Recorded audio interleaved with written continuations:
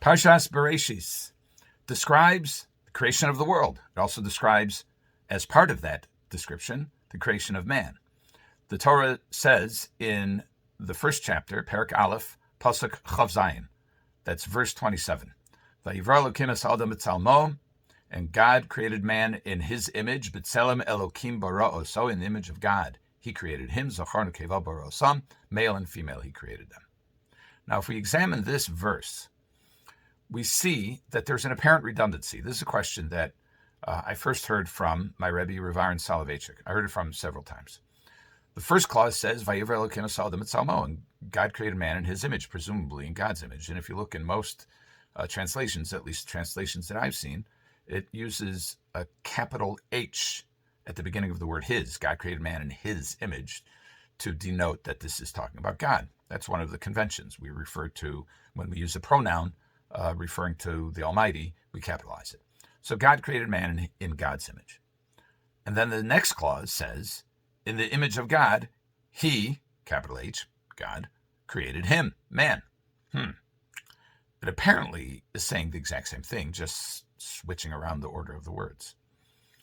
And notes Rabbi Soloveichik that this is problematic because we have a Masorah, we have a tradition that there is no redundancy there's no surplusage, there's no extra words in the Torah. So if the second part of the verse conveys fundamentally the same meaning as the first part of the verse, then one of them is redundant.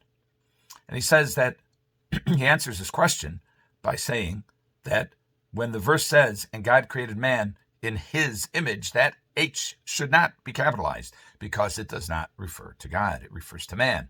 God created man in man's own image. B'tzelem Elokim bara'oso, and in the image of God he created him. And every individual, says Rav Ahron, has a unique combination of his own image, his own talents, his own character, and the image of God. Now, the Gemara in Sanhedrin discusses the uniqueness of individuals. And it starts with the Mishnah that says that the stamp of God is not like the stamp of human beings. The stamp of human beings, every coin that issues from that stamp is identical. Every one is identical to the others that have been stamped by that coin. But not so the stamp of the Almighty.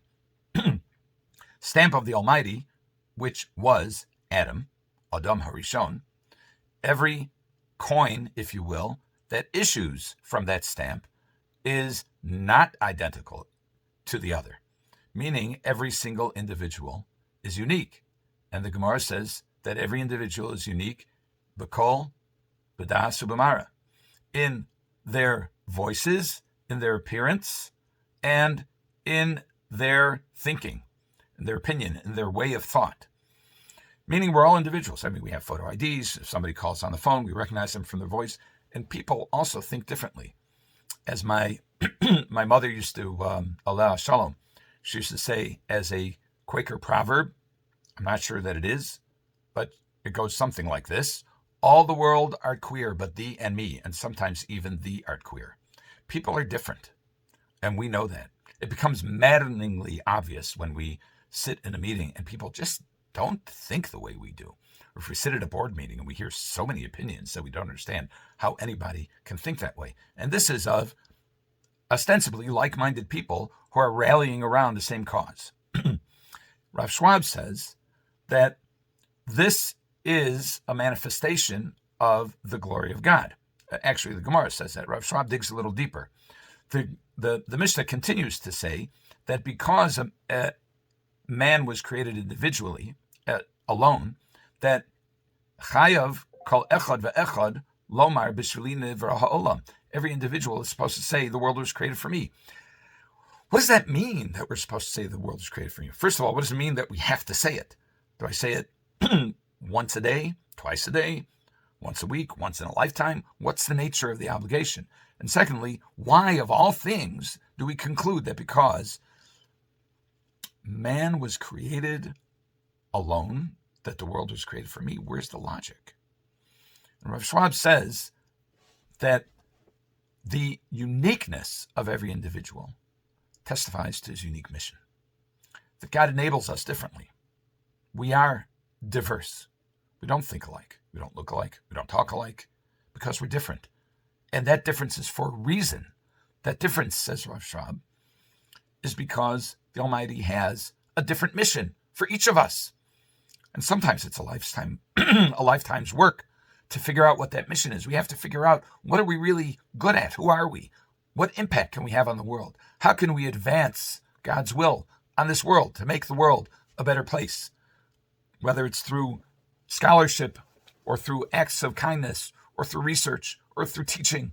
There are all kinds of ways, or through parenting or through guiding children who need additional help. There's countless ways in which we can find expression of our uniqueness in advancing our mission. And Rav Schwab says, if God enabled us differently, it's because each of us has a different mission. And this is what B'shvili Nivra Olam means. The world was created for me. Because when God created the world, he had my mission in mind. And there's a hole, figuratively speaking, in the world that only I can fill. And there's a hole, figuratively speaking, in this world that only you can fill, because you have a unique mission. And it could be within your family, could be within your community, could be within the world at large, could be at your workplace. And there could be many expressions of this. And what the Mishnah is saying is that we have to be mindful of this at all times. And perhaps this is what the Mishnah means when it says that a person is supposed to say, B'shvili nivra ha'olam, the world was created for me. In other words, that there is an opportunity at every bend, at every turn, to fulfill my mission with the unique talents that I bring. Rav Schwab says that the seal, the stamp of the Almighty on our consciousness is that each and every individual says, nobody really understands me. And he says it's because nobody really does. And our goal as unique individuals with our own talents and our Tselem Elokim is to find that expression, to figure out, what are we good at? What are we unique at or with or about? And to find opportunities to bring that to fruition, to create anew, to fill needs, to create connections, to bring our uniqueness to the world, and to enable others, to encourage others to develop the uniqueness in others so that they too can fulfill the mission that they were created to fulfill.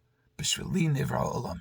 This, at least according to the reading of, shall we say, combining Rav Ahron Soloveichik and Rav Shimon Schwab, is the understanding of, and God created man in his image. God created man in man's own individual image.